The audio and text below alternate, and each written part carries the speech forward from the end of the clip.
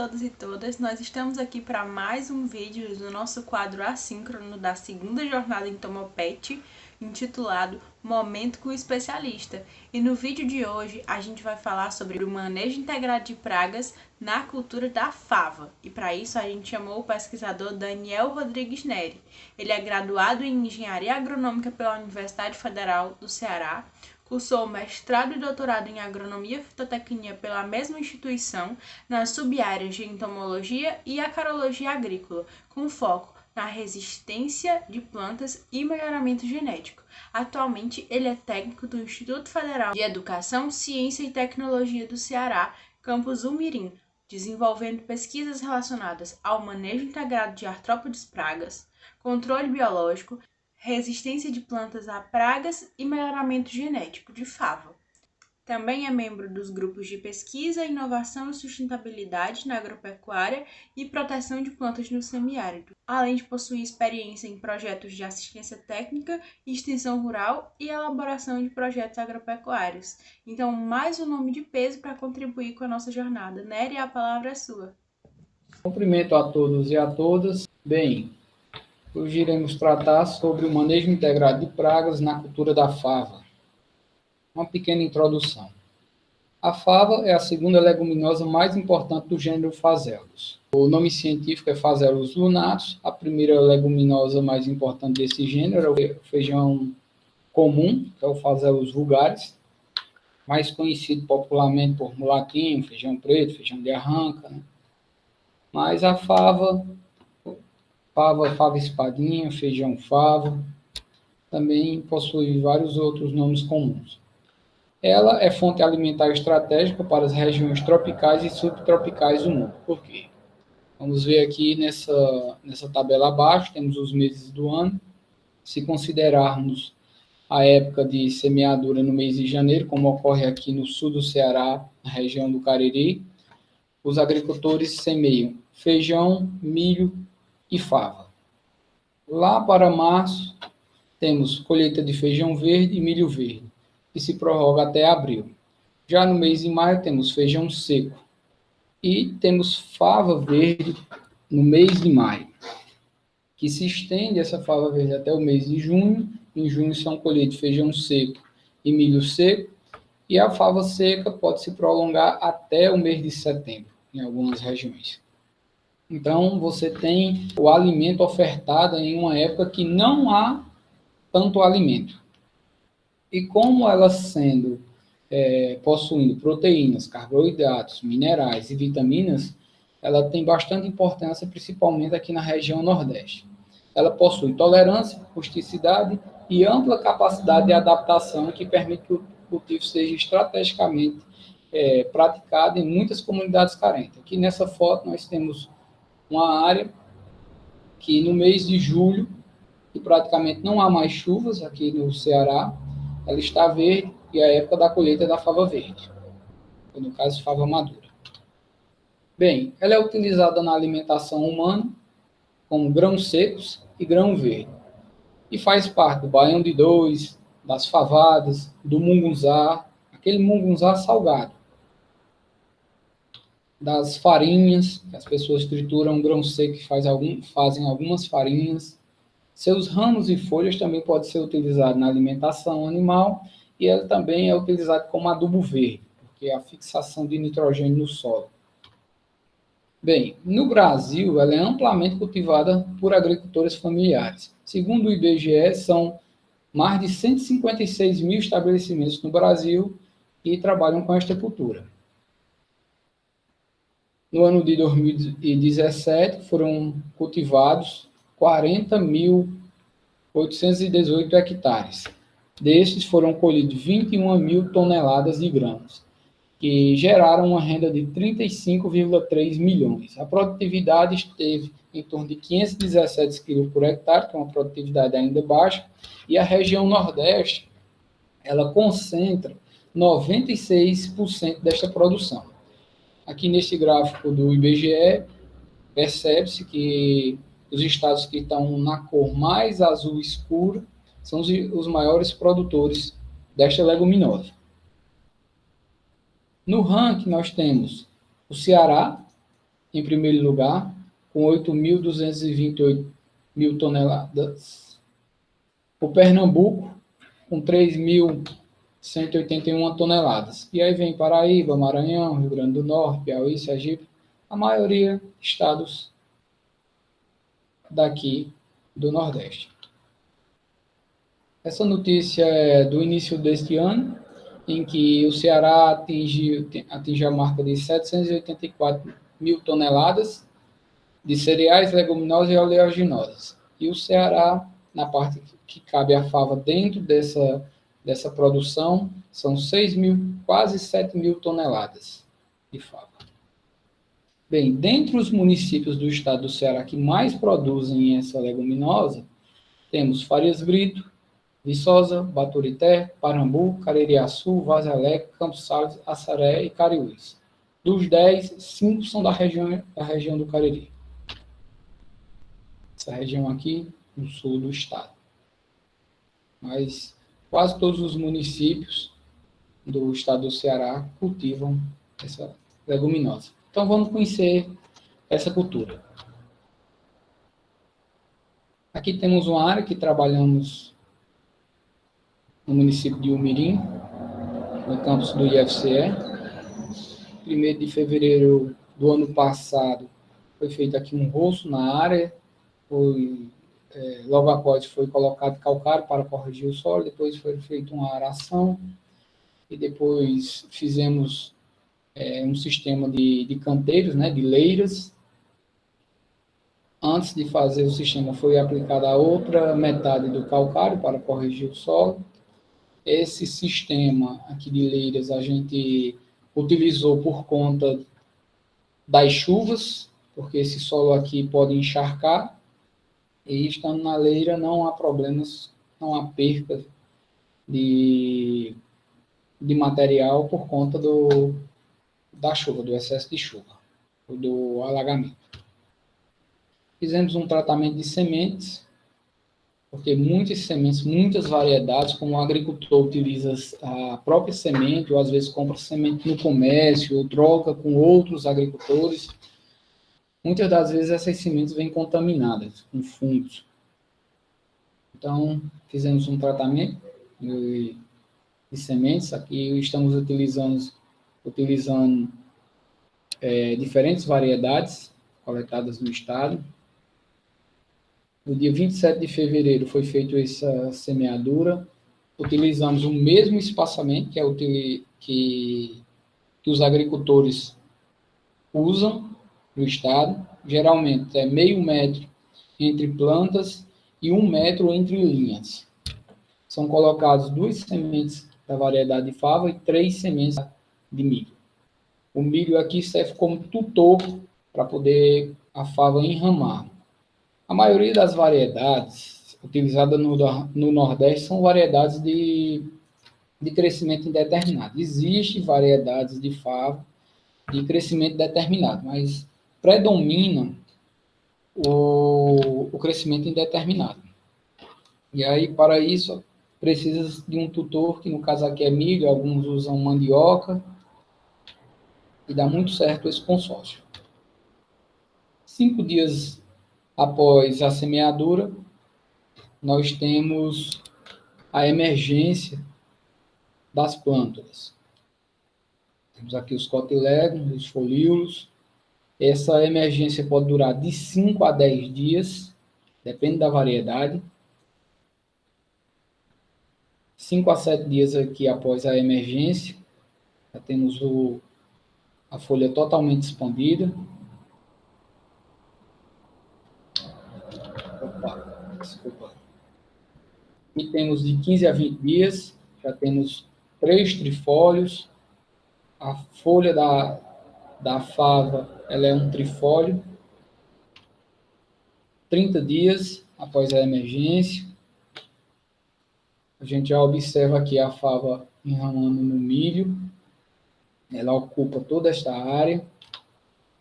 E aos 45 dias após a emergência, nós já temos o milho bastante desenvolvido e a fava também, como pode se perceber por essas imagens. 70 dias, 2 meses e algo mais, Já temos o milho iniciando aqui o pendoamento. 80 dias, já temos ela bem desenvolvida. O milho aqui, já temos espigas de milho verde.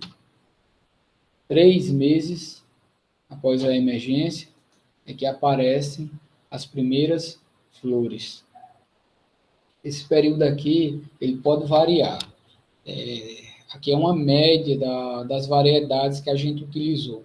Mas tem materiais que são mais precoces, com 50 dias, 45, 50 dias, elas já estão florando. 120 dias após a emergência. Aqui nós já temos fava verde, né, a fava madura. 150 dias, o milho já está seco. Estamos 5 meses após a emergência. Você vê aqui a foto dela, do milho já seco, ela continua verde, ocupando todo o espaço do solo e também da planta de milho. E aqui, 6 meses após a emergência, nós temos várias vagens secas no ponto de colheita. 195 dias foi quando fizemos a colheita desses materiais. Eram vários materiais nessa área. Aqui é só uma foto demonstrativa dos materiais, que nas variedades de fava há tamanhos diferentes de sementes, tamanhos, cores, texturas, essa cor secundárias, essas manchas, pode ser cor única, o formato também varia, há uma grande variabilidade desses materiais. Então, para o manejo de pragas na cultura da fava, essa parte inicial dos slides foi para chegar aqui, foi para observarmos a fenologia, que é importante na hora de realizarmos o manejo. Então, observando aqui nessa tabela de planejamento, que foi criada pelo professor Erwin Blech, temos aqui, no tempo zero, que é no dia que é feita a semeadura. Com 7 dias nós temos a emergência, 84 dias nós temos o botão floral, aos 91 dias nós temos flores abertas, aos 119, 120 dias nós temos fava verde, 140 dias nós temos fava seca, e a partir dos 180 dias nós fazemos a colheita. Essas informações iremos utilizar mais à frente. Então, fatores que podem afetar a produção da fava. Fatores abióticos, que são geralmente irregularidades pluviométricas, as chuvas escassas. Também pode os fatores relacionados ao solo, como o solo não ser fértil, ser solo raso, ter pedra muito próxima do solo, salinidade, acidez. E também temos os fatores bióticos, né, que estão relacionados tanto à cultura, porque há uma diversidade de variedades, como também a pragas e doenças que atacam esta cultura. Nesta tabela, temos aqui as ordens e as pragas que atacam essa cultura, foi tirado do quarto catálogo. Então, temos a família Brucanídeo, que temos os carunchos, que atacam grãos secos. Na Crisomelete temos principalmente a diabrótica especiosa, que é a vaquinha. Temos pulgões, vários pulgões. Temos percevejos de renda, várias lagartas, alguns gafanhotos e também trips. Aqui foram de dados compilados de referências bibliográficas recentes. Temos o pulgão preto, a cigarrinha verde, a lagarta das vagens, aumentou o número de trips e também ácaro, que não havia sido registrado naquela tabela anterior, no catálogo. Também foram registrados novos ácaros, principalmente aqui no estado do Ceará. Bem, iniciaremos agora o manejo integrado de pragas. É uma proposta que será apresentada aqui. Não há muitas informações e referências sobre a cultura da fava, sobre pragas que atacam. e fizemos uma adaptação de outras leguminosas e de outros manejos que são utilizados para outras culturas. Então, temos aqui novamente aquela tabela em que há os eventos fenológicos, semeadura, emergência, botão floral, floração, fava verde, fava seca e a colheita. Então, no início, temos o ataque de lagartas. Por que lagartas vai a um longo período? É porque temos várias espécies de lagarta atacando. No início aqui temos o gênero Spodoptera atacando. Temos depois a lagarta cabeça de fósforo, medipalmo. Depois, quando passa esse período de floração para a vagem, temos a etiela, que é a lagarta das vagens. O trips, ele tanto existe espécies de trips que atacam folha e também ataca flores, então esse período aqui é prolongado. Pulgões, a partir dos 30 dias, às vezes até já tem formações de colônias, e esse período aqui pode esticar até a fava seca, quando a cultura ela perde as folhas, apesar de ser de gênero indeterminado, como não há chuvas, ela, quando cultivada em sequeiro, ela há a perda das folhas. E os ácaros, que atacam geralmente, foi o que foi observado, ataca desse período aqui, de mais ou menos dos 45 dias, até a colheita da fava seca. E a partir da fava, quando se tem os grãos secos ainda na vagem que está no campo, eles podem ser atacados por gorgulho e quando é colhido, que vai ser armazenado, às vezes já tem ovos ou mesmo os adultos desses insetos. Então, quando tratarmos de manejo, nós vamos fazer essas amostragens em zigue-zague. Você vai andar na área fazendo dessa forma aqui em zigue-zague. Sempre utilizando essa forma em zigue-zague. E quando for fazer mais de uma amostragem ou por semana, você deve entrar em locais diferentes para fazer esse zigue-zague na área, mostrando as plantas. Você pode fazer de acordo com a fenologia, tanto na parte baixa, média como alta da planta. Só demonstrando aqui que a folha da fava é um trifólio, formada por 3 folíolos, e quando tratarmos de folha para ser analisado, eu vou fazer menção ao folíolo central, que é esse folíolo aqui. Então, aqui só demonstrando uma imagem que você pode perceber, bem aqui no centro nós temos o início do ataque de ácaro. Para isso você precisa de uma lupa para poder observar. Às vezes dá para ver a olho nu. Então, iniciaremos com a lagarta elasma.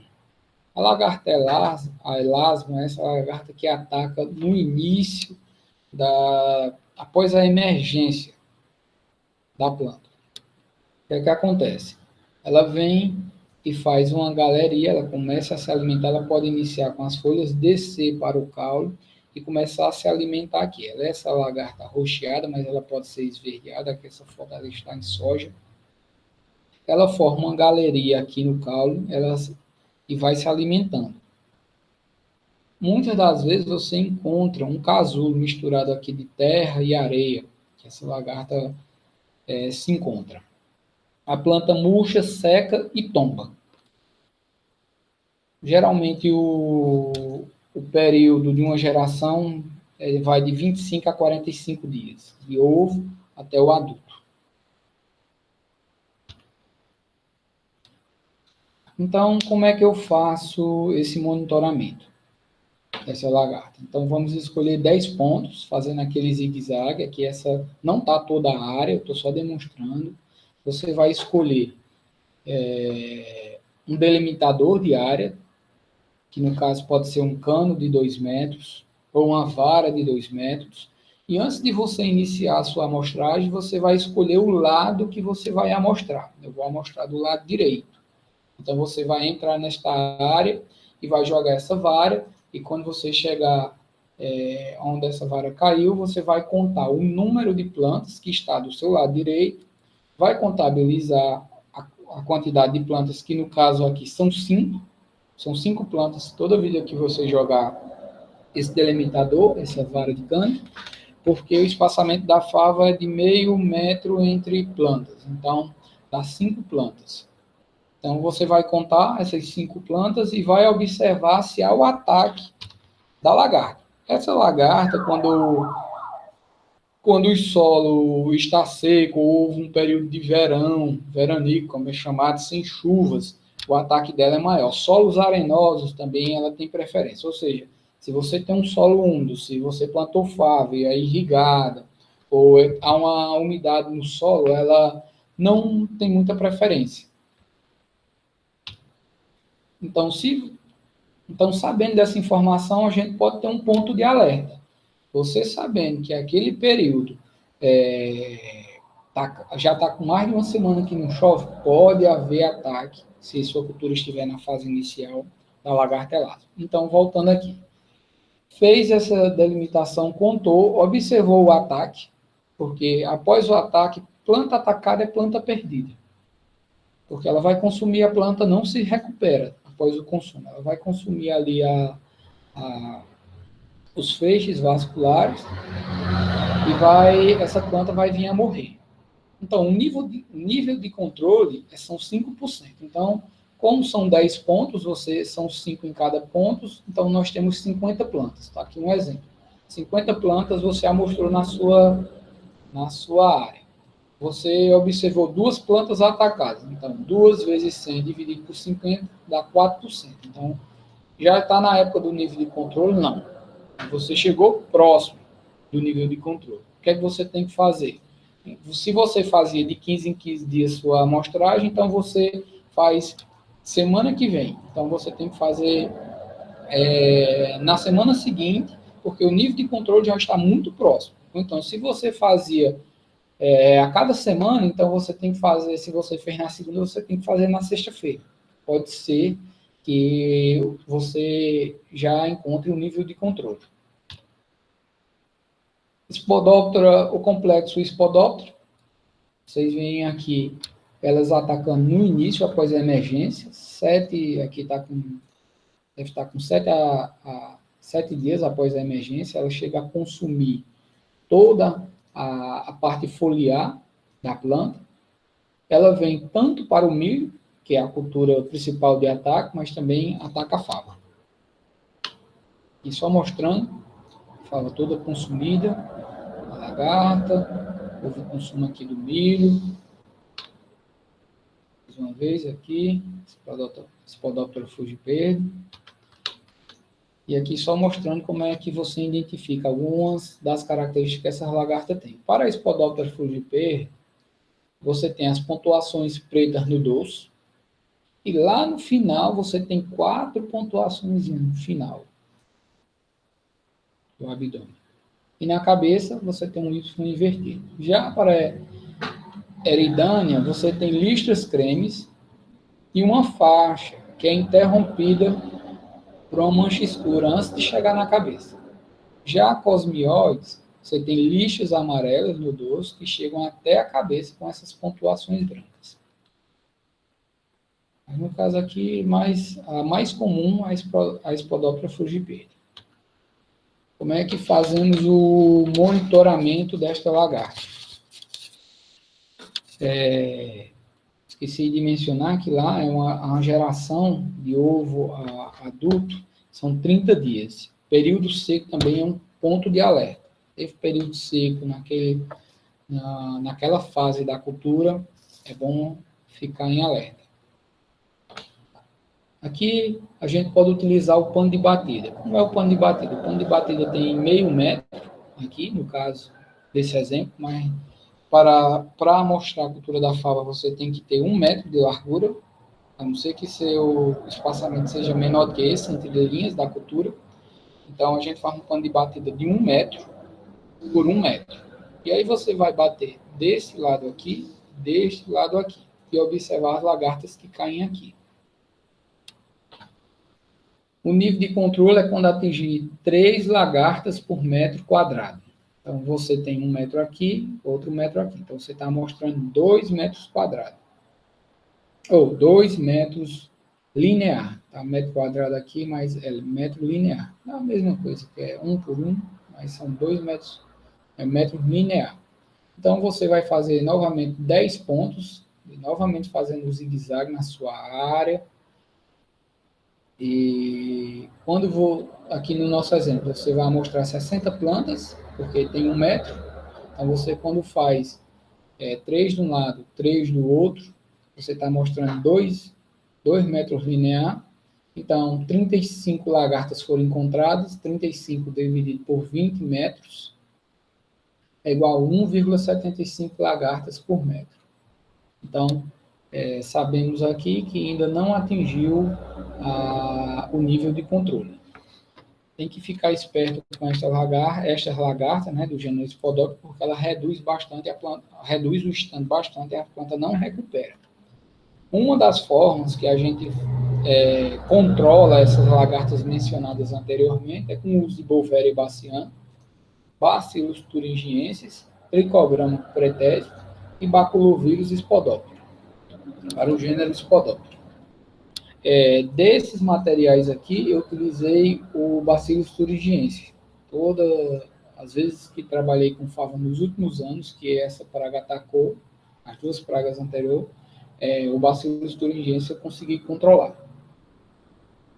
A minha recomendação é que até 3 dias após a emergência, estourando 5 dias após a emergência, você aplique o Bacillus thuringiensis, porque várias lagartas podem estar na vegetação e podem migrar para a sua área. E dentro desse período, caso venha a lagarta da área externa, da parte externa, a planta já vai estar, digamos, vacinada. Se ela vier a consumir, o bacilo já vai passar a atuar. Aqui temos a reação, né, do bacilos na lagarta, aqui do Beauveria baciana, e aqui é o tricogramas. O tricogramas é usado esse parasitoide aqui para ovo. Ele vai parasitar os ovos. Você tem que só fazer liberações desse parasitoide na área bem antes, para que ele possa atuar. Bem, há alguns produtos registrados, esses produtos químicos registrados, foram feito o registro esse ano desses produtos, são produtos da Syngenta, que esse ano apareceram no Agrofit. Até o ano passado não havia produto nenhum registrado para nenhuma praga na cultura da fava. Produto químico, mas produtos biológicos, como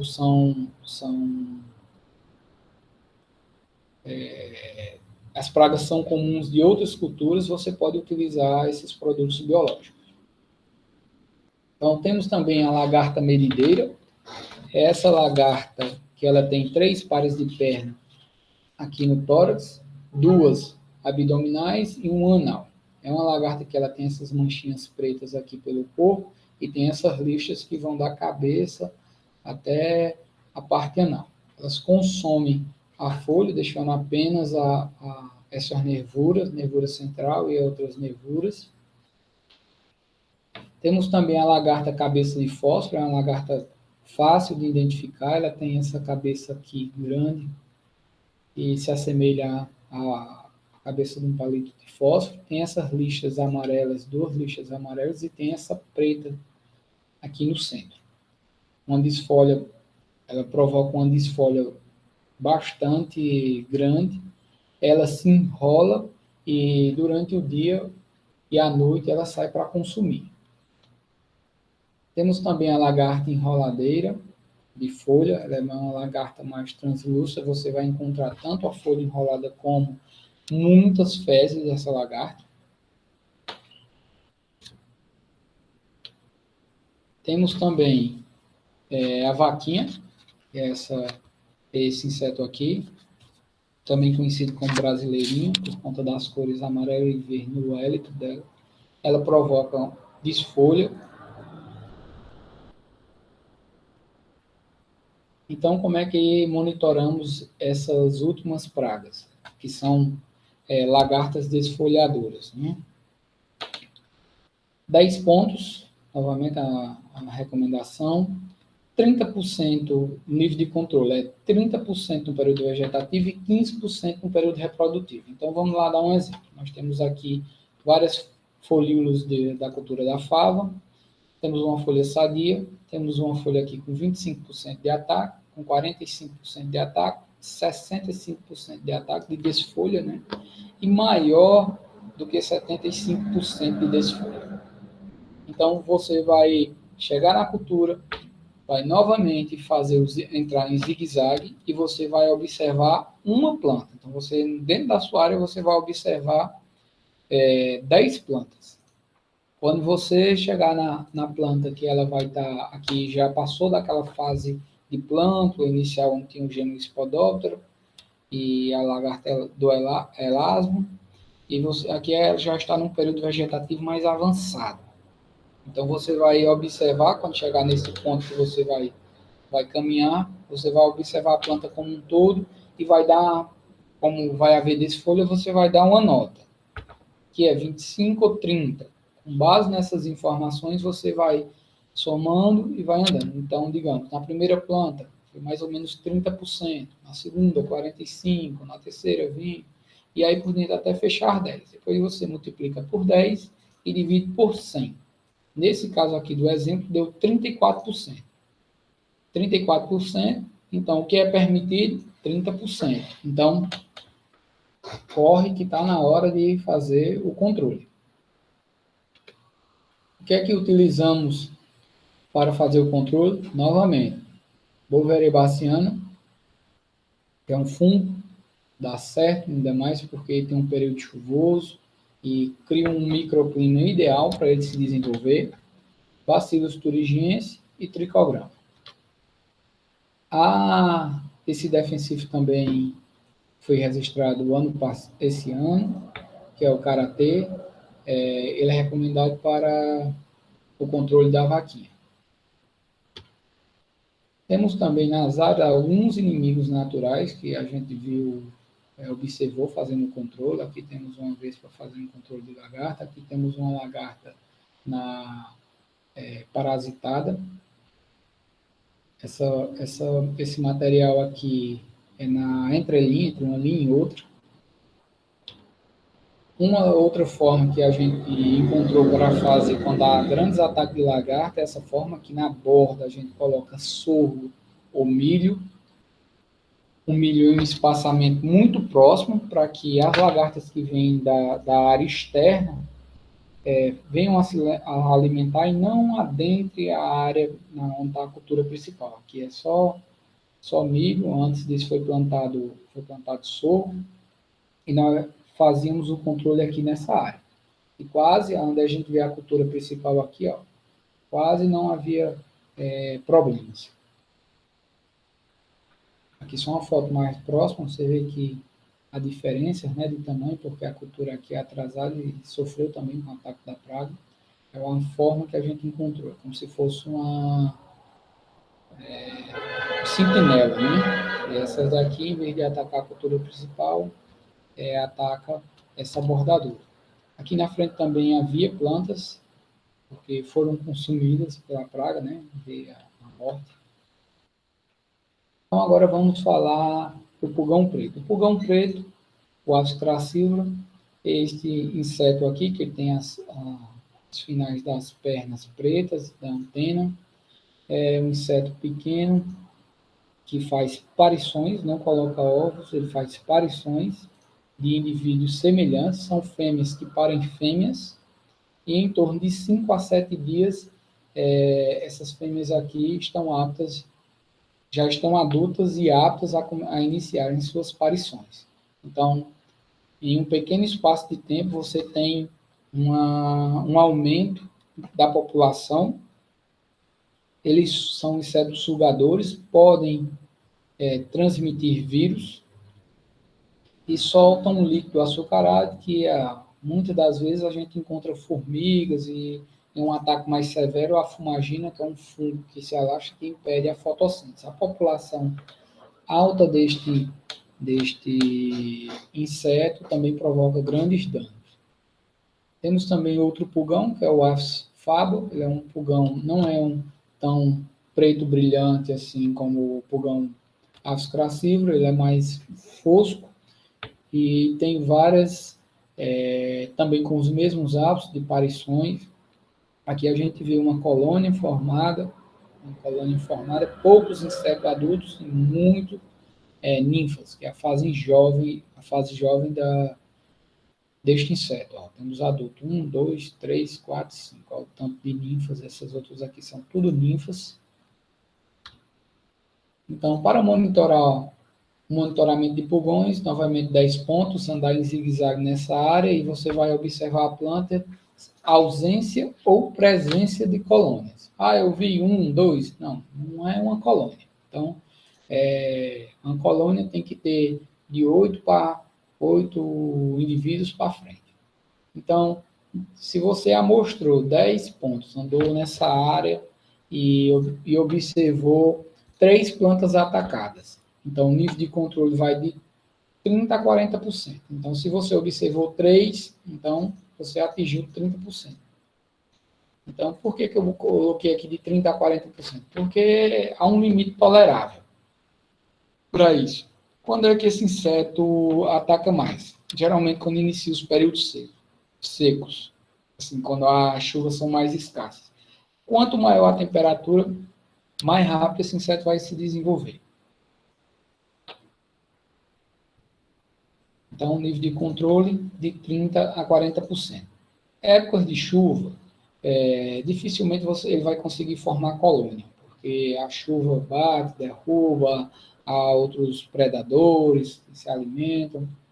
Uma área bem manejada, quase você não tem problema com pulgões. Como é que eu faço esse controle deste inseto? Esse artigo aqui traz que você utilizando 4% de detergente, você consegue fazer o controle eficiente com mais de 92%.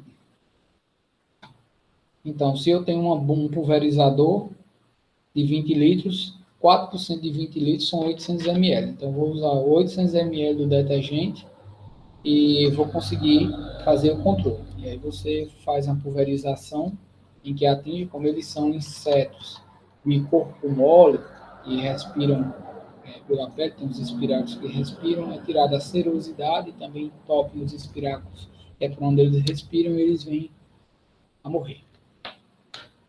Deste trabalho aqui, para quem quiser depois pesquisar, tem as marcas que foram utilizadas, e a melhor marca de produto comercial foi a IP. Também na área observamos algumas joaninhas fazendo controle desses pulgões. Essa joaninha aqui parece uma cochonilha, mas não é. Eu vou mostrar uma foto melhor dela aqui, que é a foto dela adulta, essa joaninha, que chama Issimulus rubicundus.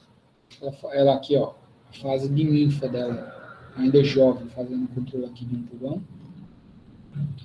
Bem, agora iremos tratar dos ácaros, outro inseto não, ácaro é aracnídeo, né?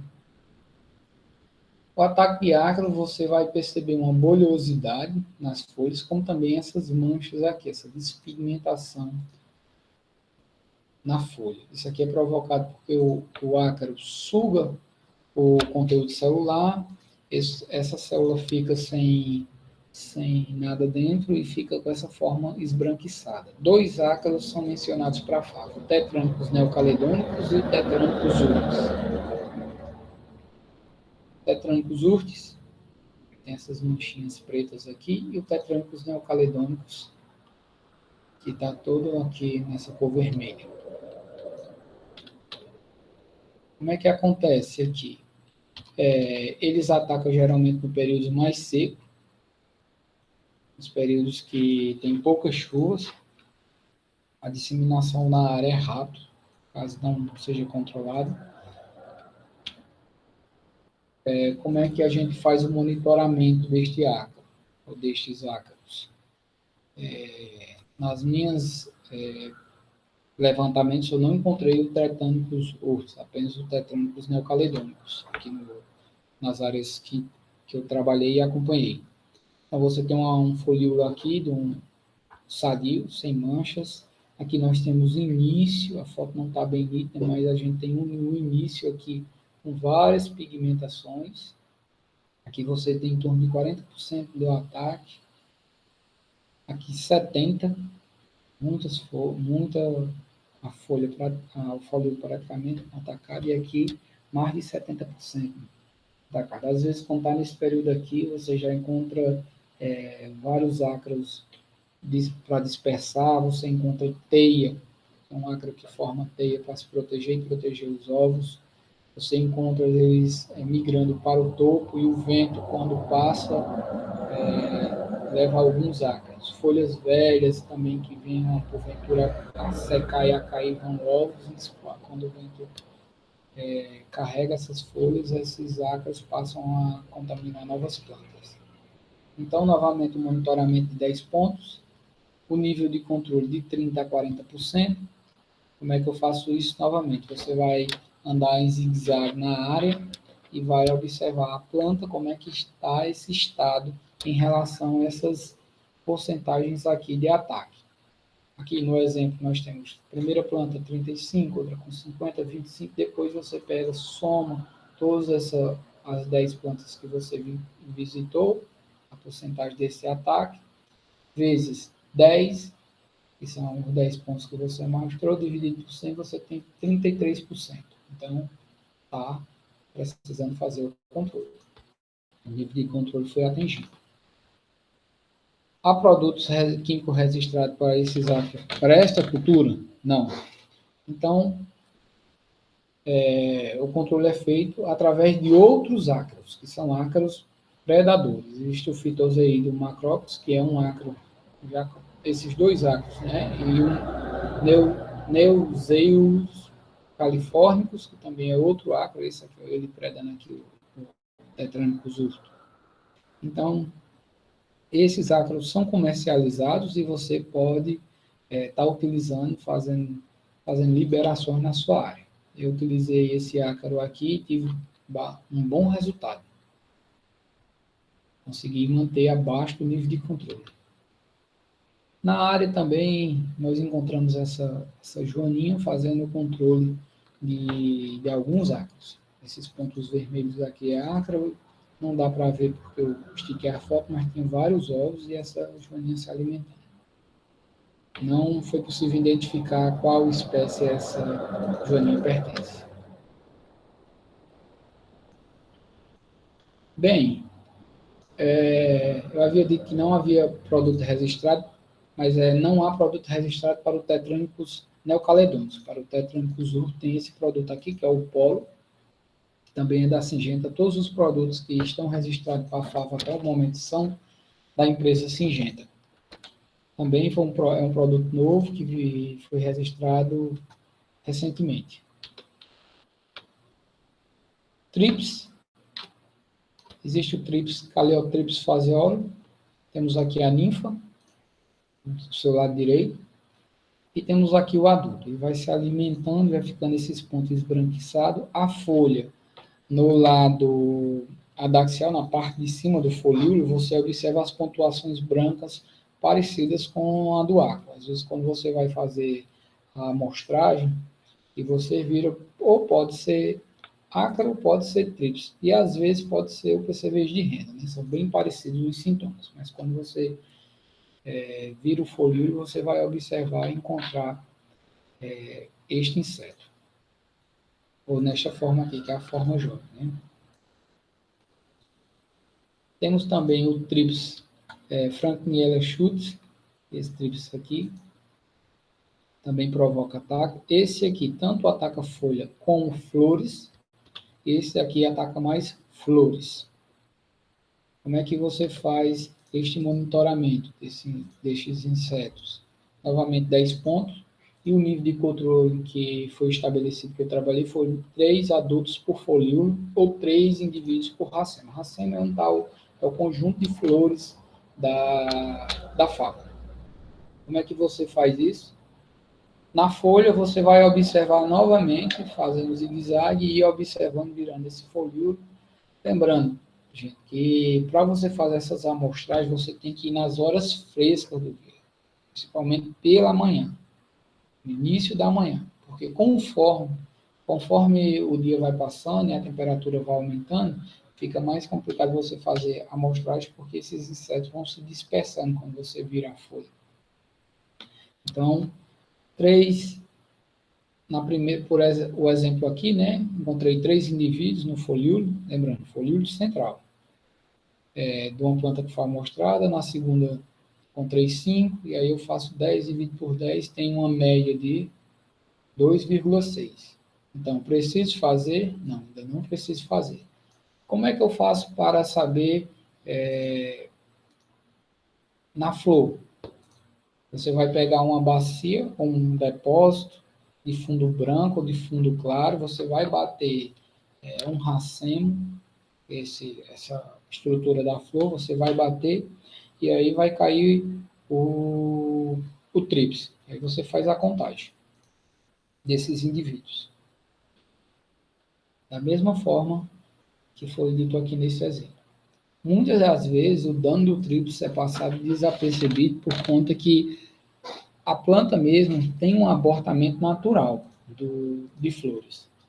Só que a maioria das vezes são danos causados por tríplice. Como o agricultor não faz uma amostragem, né, para saber desses ataques, o ataque passa desapercebido. Controle desses tríplices. Tem esse tríplice aqui, Orius, que é um tríplice comercializado, e foi encontrado na área esse tríplice aqui, que é um tríplice Franklinotrips, que é um tríplice predador. Um tríplice que se alimenta desses 2 tríplices aqui que estão fazendo ataque na cultura. Mosca branca, inseto sugador, transmissor de virose. Há viroses em favo que são transmitidas pela mosca branca, que a foto dela, que é a da ninfa. Períodos quentes, novamente, períodos quentes, em chuva, ela aumenta intensamente o ataque. Como é que eu faço a amostragem desta praga? Eu posso dividir o folíolo em 4 quadrantes e avaliar a quantidade de indivíduos por quadrante, ou eu posso contar o número de indivíduos que tem no folíolo. Então, você vai, novamente, fazer 10 pontos em zigue-zague, e você pode observar tanto folhas, você pode escolher folhas da, da parte média e virar cuidadosamente para que esses indivíduos não vão contar. Então, se tiver uma média, depois que você soma todos e tiver uma média de 6 adultos por folíolo, então você entra com o controle. Ou se você fizer por quadrante, uma média de 1,5 indivíduos por quadrante, e você faz o controle. Se você somar aqui, vai dar justamente esses 6 adultos por folíolo. O controle do Verebaciano e Ambliseus. Quando em 2017, quando houve o ataque de mosca branca numa das áreas que eu trabalhei, foi controlado com Ambliseus. Fez o controle dessa praga. Aqui mostrando só uma foto da Bovéria baciana fazendo um ataque. Se estiver com um período bom de umidade, de chuva, dá para você fazer o controle com Bovéria, mas o ácaro também ele é bastante promissor. Produto registrado, agora temos o polo, que foi registrado recente, também pode ser utilizado. Lagarta das vagens, Etiella zinquinella. Essa lagarta aqui, ela consome todo o grão, viabilizando o grão. Ela faz o consumo, quando ela termina de consumir, que ela vai empupar, ela faz uma abertura e cai no solo. Aqui é uma foto mais detalhada dessa lagarta. Monitoramento. monitorar 10 pontos, você vai coletar 4 vagens maduras, essas vagens já de fava verde, e aí o nível de controle, quando você está coletando 4 vagens, em 10 pontos você tem 40 vagens coletadas. Então, se você tiver de 8 a 10 vagens atacadas, quer dizer que você tem que entrar com um controle. Não existe produto registrado para esta praga, mas o que a gente pode utilizar, se desde o início a gente tiver feito algumas inoculações com tricograma, o tricograma ele consegue controlar essa lagarta. O produtor sabe dos problemas que tem, ela para feijão seco, ela provoca bastante perdas, mas para feijão maduro, como há o hábito de consumir essa fava verde madura, então muitas dessas lagartas são retiradas quando são colhidas para o consumo. E aí você tem uma diminuição do número de indivíduos na área. Fica restando poucos danos nos grãos secos. Bem, temos os carunchos, ou gorgulhos, que naquele período em que a vagem já está seca e o grão já completou já completou seu desenvolvimento, pode haver ataque iniciado no campo, tanto pelos abrotos como calopsobrutus.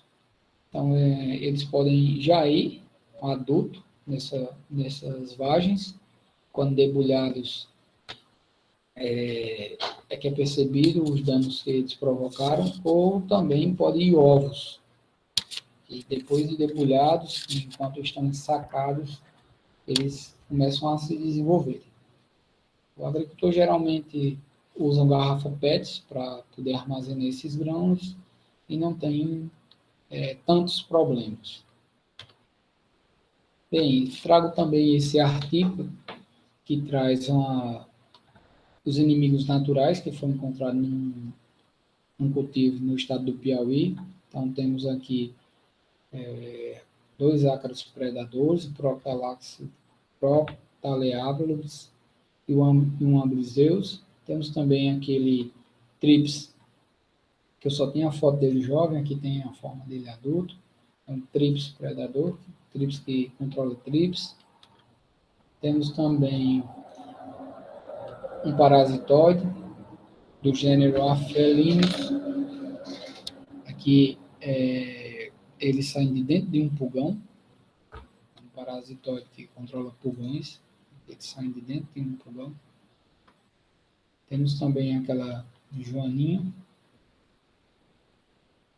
a joaninha aqui na forma jovem, se alimentando aqui de pulgão. Aqui é aquela foto que eu tinha mostrado antes, se alimentando de pulgão, e aqui é a forma adulta.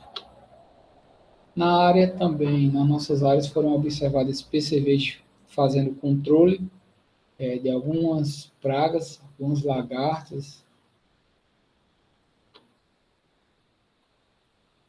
Quando houve ataque em 2016 de gafanhotos numa área que a gente teve, também foi observado alguns ovos de ácaros predando aqui, ou ovos de ácaro não, alguns ácaros predando os gafanhotos. Só uma foto demonstrando. E minhas considerações finais são tornar esse ambiente mais diversificado possível. O produtor já diversifica, ele planta a cultura com milho, às vezes ele planta com só milho e fava, e há entre 3, 4 carreiras de milho, ele entra com 2 de feijão, também quiabo, abóbora, jerimum, maxixe, e ele vai diversificando esse ambiente. Né? Às vezes ele trabalha com mais de um material, mais de uma variedade, que também pode melhorar essas condições. Já existem pesquisas que têm muitos materiais resistentes para ácaro, para pulgão, que podem ser utilizados. As pesquisas estão andando. Também há muito produto biológico sendo registrado, que tem sido eficiente no controle da maioria das pragas e, ultimamente, tem surgido alguns produtos químicos, né? A fava também tem sido estudada os compostos voláteis e que atraem, né? Quando a planta está em ataque, atrai inimigos naturais. Existem bons estudos em relação a isso. Faltam ainda muitos outros estudos sobre produção, sobre para a gente chegar em cultivar, sobre melhoramento genético, sobre adubações, irrigações, há uma infinidade. Quem quiser colaborar com esses trabalhos, existem muitos bancos de sementes que têm muitos materiais disponíveis. Aqui eu trago uma notícia que o Ceará instituiu uma política de incentivo, né, a bancos comunitários de sementes, e que esses bancos comunitários de sementes há uns editais em que podem fornecer sementes para a hora de plantar. Então, pode ser que alguns agricultores trabalhando também demandem por pesquisas dos órgãos das universidades, dos institutos e de outras entidades de pesquisa e possam avançar para o melhoramento da fala. Meu obrigado, obrigado ao Pedro pelo convite, deixo aqui o meu contato para quem quiser tirar dúvidas, mandar perguntas, estou à disposição.